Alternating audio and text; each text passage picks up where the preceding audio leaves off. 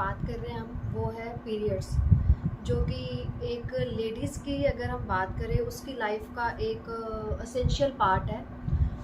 पर अभी भी अगर हम देखें तो जो हमारा एरिया खास कर, क्योंकि हमारा एरिया एक रूरल एरिया आ जाता है, तो वहाँ पे इस पे कोई भी बात करना जो है वो पसंद ही नहीं करता, खुल के कोई बात ही नहीं करता। और जबकि ये सबसे इम्पॉर्टेंट टॉपिक है जिस पे कि खुल के बात होनी चाहिए। जो पीरियड्स है देखो, वो एक प्राकृतिक और एक अगर बोले ज़रूरी हिस्सा है जिसके कारण कि हमारा जन्म होता है, मगर उस पे कभी भी हमने कभी कोई खुल के बात ही नहीं करी।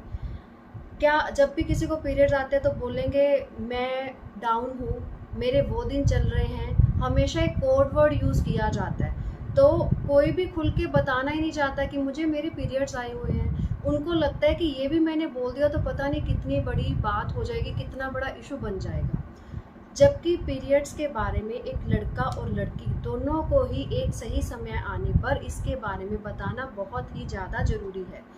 क्योंकि अगर हमने एक जनरेशन को जो अभी चल रही है उसको भी एजुकेट कर दिया तो आने वाले टाइम में बाकी जनरेशन अपने आप एजुकेट होती जाएंगी और अपने आप इस विषय पे सेंसिटिव बनती जाएंगी। अगर मैं मेरा एक्सपीरियंस बताऊं तो ऐसा नहीं है कि मैं किसी मेट्रो सिटी में पली बड़ी हूँ या मेरा मेट्रो सिटी में जन्म हुआ था। मैं भी एक कंजर्वेटिव फैमिली में ही पैदा हुई थी और एक छोटे से शहर अबोहर से मैं बिलोंग करती हूँ।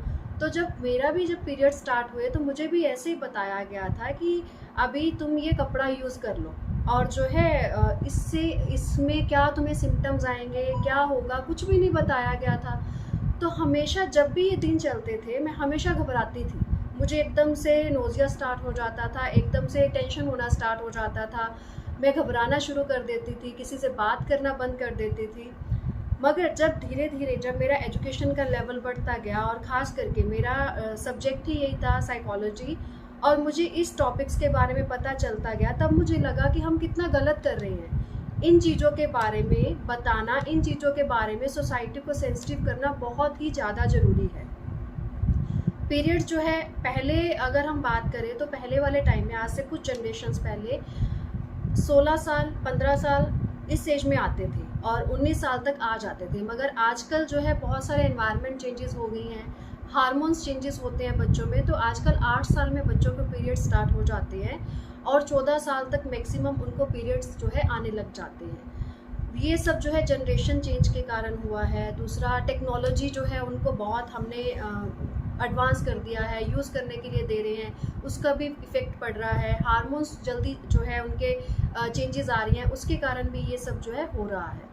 तो उसमें अगर बच्चा 8 साल का है, उसको पीरियड्स आ रहे हैं, तो क्या उस टाइम पे उसको पता नहीं होना चाहिए? अगर उसके साथ ये चीज़ हो रही है, बच्चा है वो, उस टाइम पे वो तो एकदम से घबरा जाएगा कि मेरे साथ ये क्या हो रहा है। तो इसलिए उनको इन चीज़ों के बारे में बताना बहुत ज़रूरी है कि ये अभी एक ज़रूरी हिस्सा है। ये जो है तुम्हें अभी ये रेगुलर आएगा, कितने दिनों बाद आएगा, कितने महीनों बाद आएगा, इस टाइम पे उसको कौन सी फिज़िकल प्रॉब्लम आएंगी, कौन सी साइकोलॉजिकल प्रॉब्लम आएंगी, ये बतानी बहुत ज़रूरी है। मगर ये नहीं है कि सिर्फ लड़की को ही बताना ज़रूरी है इन चीज़ों के बारे में, लड़के को भी बताना ज़रूरी है।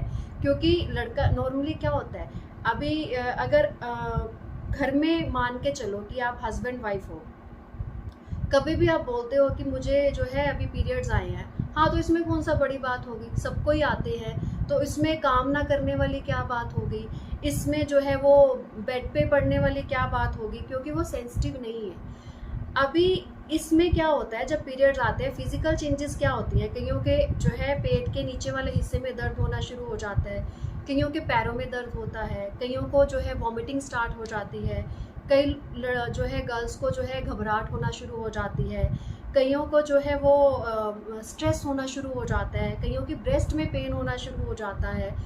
मगर ये सब बताते ही नहीं है हम कि ये भी हो सकता है, ज़रूरी नहीं है हर किसी को हो, मगर ये हो भी सकता है, मैक्सिमम फीमेल के साथ ऐसा होता है। तो उनको ये बताना ज़रूरी है कि अगर ऐसा होता है तो कुछ नहीं है, ये बड़ी बात नहीं है, ये सबके साथ होता है। मगर ये अगर ज़्यादा हो रहा है तो उस टाइम पे पेन किलर लेना ज़रूरी है, या उस टाइम पे गर्म पानी की बोतल रख के वो सिकाई कर सकते हैं, ये ज़रूरी है। अगर ये चीज़ें बहुत ज़्यादा हो रही हैं तो आप उनको जो है गायनोकोलॉजिस्ट के साथ कंसल्ट करना भी ज़रूरी है, ये बताना बहुत ज़रूरी है। अब मैं ये बोलती हूँ कि लड़कों को एजुकेट करना क्यों ज़रूरी है। देखो घर में मदर है, घर में कल को वो हस्बैंड भी बनेगा। उस टाइम पे अगर उसकी मदर बोलती है कि मुझे पीरियड्स आए हैं, तो बच्चा अपने आप सेंसिटिव हो जाएगा कि ठीक है, अभी इन दिनों में मुझे मेरी मदर का ख्याल रखना है, मुझे उसको ज़्यादा तंग नहीं करना है। अगर उसको ज़रूरत है तो मुझे उसके लिए चाय बना के देनी है, मुझे उसको गर्म पानी जो है वो प्रोवाइड करना है, मुझे उसको गर्म पानी की बॉटल प्रोवाइड करनी है। ये सब उसको पता होना चाहिए, क्योंकि कल को उसने फैमिली भी स्टार्ट करनी है। सेंसिटिविटी आएगी तो देखो, एक तो वो केयर भी कर रहा है, वो चीज़ भी आ रही है, और दूसरा उन दोनों का रिलेशन भी ऑब्वियस है अपने आप ज़्यादा अच्छा बन रहा है, क्योंकि वो एक दूसरे की केयर भी कर रहे हैं। और दूसरा, जब वो बच्चा है 8 साल का बच्चा है, जब वो क्लास में है, उसकी क्लास की लड़की को जब पीरियड स्टार्ट हो रहे हैं, तो वो बच्चा क्या करेगा? उसको तो कुछ पता ही नहीं, क्योंकि लड़का है जी, इसको क्या बताना जरूरी है। उसने ब्लड का स्पॉट देखा, वो वहीं पे हंसना शुरू कर देगा, उसका मजाक उड़ाना शुरू कर देगा, उसको छेड़ना शुरू कर देगा। इसलिए उसको बताना बहुत ज़रूरी है, और जब तक बताओगे नहीं उसमें सेंसिटिविटी नहीं आएगी। उसमें सेंसिटिविटी लाने के लिए इन चीज़ों पे खुल के बात करना बहुत ज़रूरी है, जो कि हम कभी भी नहीं करते हैं। इसलिए उनसे खुल के ज़रूर बात करो। अब मैंने ये फिज़िकल चेंजेस की बात करी कि जब पीरियड्स आते हैं तो फिज़िकल उनके साथ क्या क्या सिम्टम्स हो सकते हैं। इसके साथ साथ कईयों को साइकोलॉजिकल जो है वो चेंजेस भी उनमें आती हैं, जैसे मूड स्विंग करना, गुस्सा आने लग जाना, इरिटेट होने लग जाना। नॉर्मली पेरेंट्स क्या बोलते हैं कि हमारा बच्चा तो है ना अभी टीन एज है जी, एडोलोसेंट है, तो करके जो उसको आ रहा है। मगर रीज़न क्या है? ये रीज़न भी तो हो सकता है ना कि वो अपने पीरियड्स के ऊपर है। जैसे अडल्ट है, उसको कुछ दिन पहले जो है मूड स्विंग होना शुरू हो जाता है, उनका दिल करता है कि मुझे अभी अकेले रहना है, कोई मेरे से बात ना करे, मुझे किसी से बात नहीं करनी है, स्ट्रेस होने लग जाता है, एंजाइटी होने लग जाती है, जो है मूड स्विंग जल्दी जल्दी होने लग जाते हैं। तो वैसा उनके साथ भी तो हो सकता है। तो उनको इन चीज़ों के बारे में बताना बहुत ज़रूरी है। नॉर्मली वैसे ये सिम्टम 20 साल के बाद आना स्टार्ट होता है, मगर पहले भी आ सकते हैं। और पहले अगर आप उनको बताओगे तो वो इन चीज़ों के लिए तैयार रहेंगे कि हाँ ये नॉर्मल है। और जैसे ही पीरियड स्टार्ट होते हैं उसके बाद वो चीज़ें रिलैक्स होनी शुरू हो जाती हैं, और वो अपना नॉर्मल स्टेट में आना जो है वो शुरू हो जाते हैं। अब बात आती है जो है पीरियड्स हाइजीन की, जो कि बहुत ज़्यादा ज़रूरी है। इसमें बहुत सारी एनजीओज़ भी काम कर रही हैं लोगों को अवेयर करने के लिए।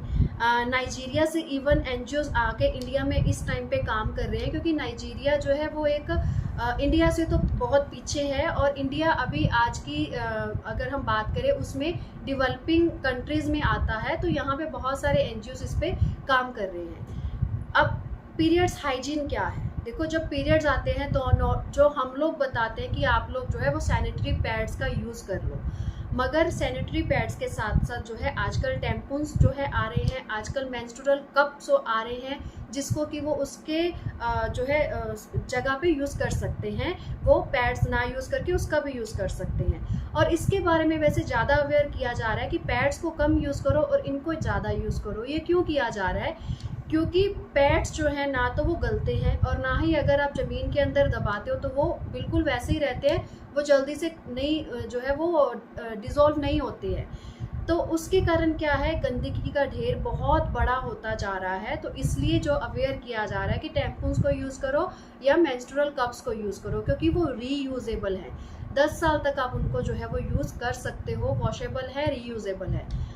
अब अगर पैड्स भी यूज़ करते हो तो पैड्स भी कैसे यूज़ करना है? देखो, पैड्स भी जब यूज़ करते हैं तो पैड्स में एक तो ये देखो कि जो एक्चुअल कॉटन होती है, वो हम लोगों ने तो सबने देखा हुआ है, क्योंकि हमारा एरिया ही कॉटन बेल्ट है।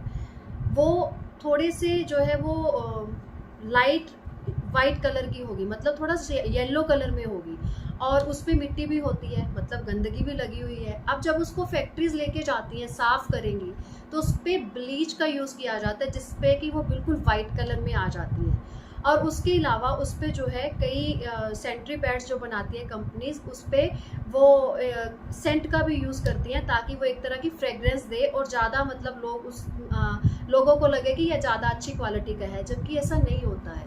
जब आप ब्लीच जो है वो यूज़ कर रहे हो, जब आप जो है आप एक सेंट का यूज़ कर रहे हो, वो भी अपने प्राइवेट पार्ट पे, तो उसका कोई ना कोई साइड इफ़ेक्ट तो रहेगा ही रहेगा। तो इसीलिए पैड्स जो है बोला जाता है कि हर 3 से 4 घंटे के बाद पैड को चेंज करना बहुत ज़रूरी है। अगर आपको फ्लो कम है तो आप मैक्सिमम टू मैक्सिमम 6 आवर तक ले सकते हो, मगर इससे ज़्यादा नहीं।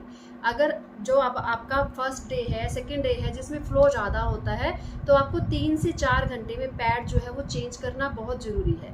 और अब जब बच्चों को ये पीरियड स्टार्ट हो रहे हैं, जब बच्चियों को, तो उनको इन चीज़ों के बारे में बताना बहुत ज़रूरी है। अदरवाइज़ ये एक हैबिट बन जाएगी कि जो है पैड को क्या होता है, आप नेक्स्ट डे जो है उसको यूज़ कर सकते हो, चेंज कर सकते हो, जो कि नॉर्मली ऐसे ही चलता है, क्योंकि इसके बारे में बताया नहीं जाता। उसके साइड इफ़ेक्ट क्या है, देखो, अगर पैड्स वो चेंज नहीं करते, आप वही पैड को अगले दिन जो है वो तक लगा के रखते हो, अगले दिन जो है उससे करते हो, एक तो उससे यूरिनरी ट्रैक्ट इन्फेक्शन होने के चांसेस बहुत बढ़ जाते हैं। दूसरा, सर्वाइकल कैंसर के चांसेस बढ़ जाते हैं, ब्रेस्ट कैंसर के चांसेस बढ़ जाते हैं, इवन जो है वेजाइनल कैंसर के चांसेस बढ़ जाते हैं। इसलिए ये जो है 3 से 4 घंटे में पैड को चेंज करना, रिमूव करना और उसको वहाँ पे नया पैड लगाना बहुत ज़रूरी है। और जब भी पैड चेंज किया जाए, मैक्सिमम, क्योंकि एक रिसर्च हुआ था उसमें मैं भी एक पार्ट थी, तो ये देखा कि हाँ ठीक है, पैड है, साफ़ है, चेंज कर लिया और उसके बाद वो अपना काम करने लग जाते हैं। हर एक टाइम पे अपने हाथों को अच्छे से वॉश करना बहुत ज़रूरी है। ये भी उनको अवेयर किया जाए कि जब भी आप अपना पैड चेंज करते हो या जब भी आप यूरिन के लिए जाते हो, इवन उनकी एक हैबिट बनाओ कि तभी आपको अपने हैंड्स वॉश करना बहुत ज़रूरी है। उसको एक साफ़ जो है प्लेन कागज में या फिर जो है न्यूज़पेपर घर में आते हैं, उसमें अच्छे से कवर करके उसको आपको जो है डस्टबिन में जो है डालना है। ये उनकी हैबिट बनाओ, उसको फ्लश नहीं करना है और उसको खुले में नहीं फेंकना है। खुले में क्यों नहीं फेंकना है, क्योंकि है तो वो एक तरह की जो है आपका जो है अंदर से गंदगी निकल रही है ना, है तो वो, अगर आप खुले में फेंकते हो तो उससे हेपेटाइटिस बी और हेपेटाइटिस सी होने के चांसेस जो है वो बढ़ जाते हैं। और दूसरा, उस पर जो है इंसेक्ट्स बैठेंगे, मक्खियाँ बैठेंगी, जो उड़ के कहाँ जाएंगी, वो खाने पीने की चीज़ों पे ही जाएंगी, तो उससे इन्फेक्शन होने के चांसेस, खास करके हेपेटाइटिस बी और सी होने के चांसेस बहुत बढ़ जाते हैं। इसलिए आप पैड लगाना तो बता रहे हो, बच्चों को पैड यूज़ करना तो बता रहे हो, फीमेल्स को पैड यूज़ करना बता दिया, मगर उसके बाद पैड का करना क्या है, उसको अच्छे से डिस्पोज कैसे करना है, ये भी एक हैबिट बनाई जाए, ये भी उनको बताया जाए, ताकि वो शुरू से ही उसको किस तरह से जो है मीन्स हमने खुले में नहीं फेंकना और अच्छे से इसको डिस्पोज कैसे करना है, ये उनको पता चल सके। अच्छा, इसके अलावा पीरियड्स में मिथ्स बहुत हैं कि जब पीरियड्स आए तो मंदिर में नहीं जाना, पूजा नहीं करनी, पीरियड्स आए तो इवन अचार को हाथ नहीं लगाना, नहीं तो अचार खराब हो जाएगा।